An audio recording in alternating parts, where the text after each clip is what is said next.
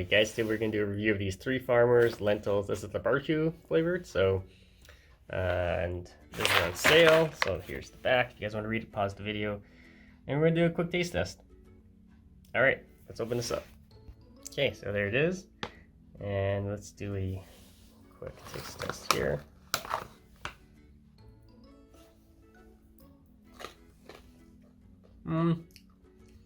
It's not bad. It's got that sweet barbecue taste to it.